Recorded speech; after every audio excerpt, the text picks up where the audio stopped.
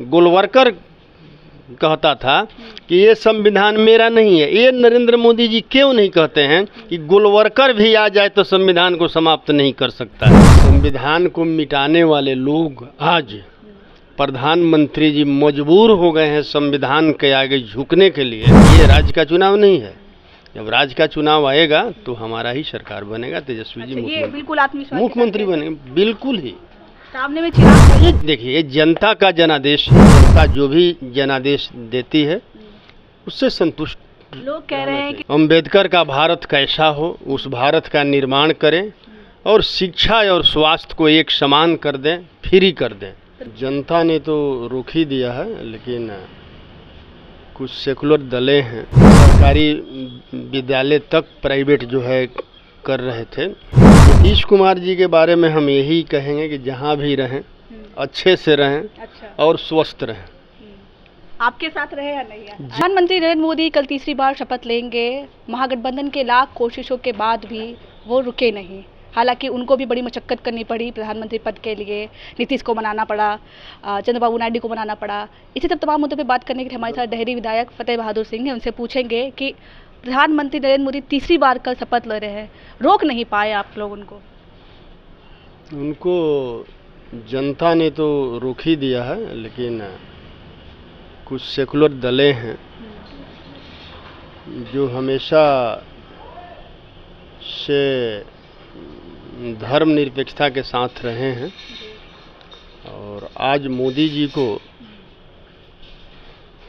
जो जिस तेवर में पहला बार और दूसरा बार प्रधानमंत्री बने थे, आज वो तेवर उनका नहीं रहा।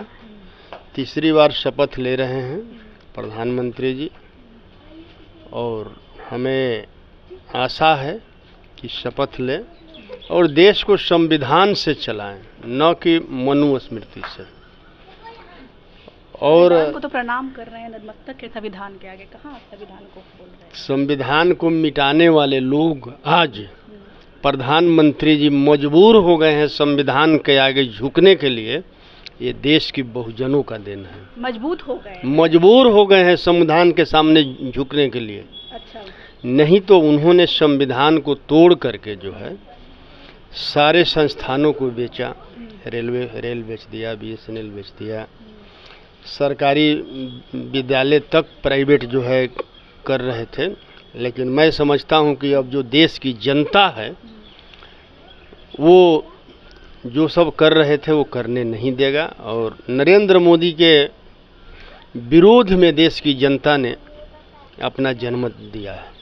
बिहार की जनता की अगर बात करें तो बिहार की जनता अभी भी आपसे ज़्यादा बीजेपी वालों को और नीतीश कुमार को चाहती है। आपसे कहाँ चूक हो गई? 4 पे ही सिमट गए आप लोग। हमारी जीत है। कैसे जीत है? 4 तक की जीत है। आप 19 देखिए ना, 19 में महागठबंधन 1 सीट पर था और आज जो है हमारा वोट प्रतिशत भी काफ़ी बढ़ा है और आज हमारे पास इंडिया गठबंधन के पास 10 सीट है। इससे संतुष्ट हैं आप? ये देखिए, ये जनता का जनादेश है। जनता जो भी जनादेश देती है उससे संतुष्ट लोग कह रहे हैं कि तेजस्वी यादव 250 से ज़्यादा रैलियां करते हैं। अगर देखें चिराग पासवान को तो उन्होंने उतनी ज़्यादा रैलियां नहीं की, लेकिन फिर भी 5 सीटें उनकी आ गई और 250 से ज़्यादा रैली करने के बाद भी तेजस्वी यादव 4 में ही सिमट गए। तो कहीं ना कहीं को कह सकते हैं कुछ ना कुछ कमियां तो जरूर रही होंगी। मोदी जी बंगाल में कितना रैली किए? वेस्ट बंगाल में। बिहार के संदर्भ में बात मैं वही पूछ रहा हूँ ना। देखो ये देश का चुनाव है ना, ये राज्य का चुनाव नहीं है। जब राज्य का चुनाव आएगा तो हमारा ही सरकार बनेगा, तेजस्वी जी मुख्यमंत्री बनेंगे। बिल्कुल ही सामने में चिराग भी एक मजबूती के साथ दिख रहे हैं। वो देखिए, वो जब चुनाव आएगा सब लोग मजबूती से लड़ता है, लेकिन जनता जिसको जनादेश देता है उसी का सरकार मिलेगा। नीतीश कुमार के बारे में क्या कहिएगा? किंग मेकर की भूमिका निभा रहे हैं, उनको किंग मेकर कहा जा रहा है। पछतावा हो रहा है कि साथ में भी रहते तो इतना मुश्किल नहीं लगता अभी आप लोगों को? नीतीश कुमार जी के बारे में हम यही कहेंगे कि जहाँ भी रहें अच्छे से रहें और स्वस्थ रहें। आपके साथ रहे या नहीं है? जहाँ भी रहें, जहाँ भी गए हैं वहाँ भी अच्छे से रहें और स्वस्थ रहें। आगे विधानसभा की क्या प्लानिंग होगी? विधानसभा में इंडिया गठबंधन का सरकार बनेगा। इतना आसान रहेगा? एकदम बनेगा, आसान रहेगा।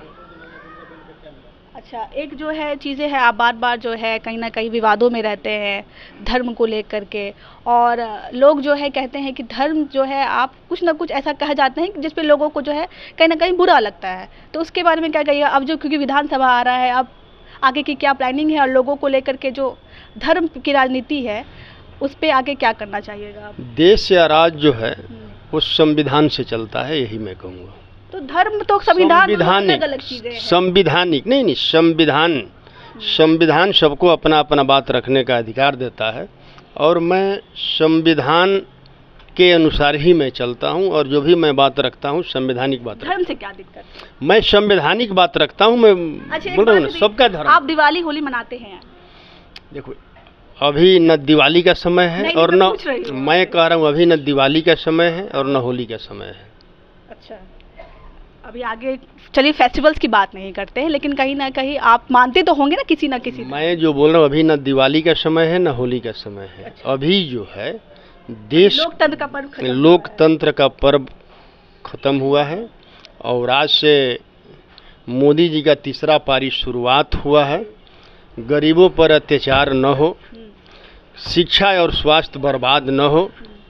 संविधान को प्रधानमंत्री जी ने माथे से लगाया है, तो बाबा साहब का सपना जो था अंबेडकर का भारत कैसा हो, उस भारत का निर्माण करें और शिक्षा और स्वास्थ्य को एक समान कर दें, फ्री कर दें। प्रधानमंत्री मोदी ने कहा था कि अगर अब अंबेडकर साहब भी आ जाए तब भी हम संविधान को छेड़छाड़ के बारे में नहीं सोच सकते। आप लोग बार बार उन पर अंबेडकर साहब ने संविधान को बनाया था, वो क्यों समाप्त करेंगे? ये क्यों नहीं कहते हैं?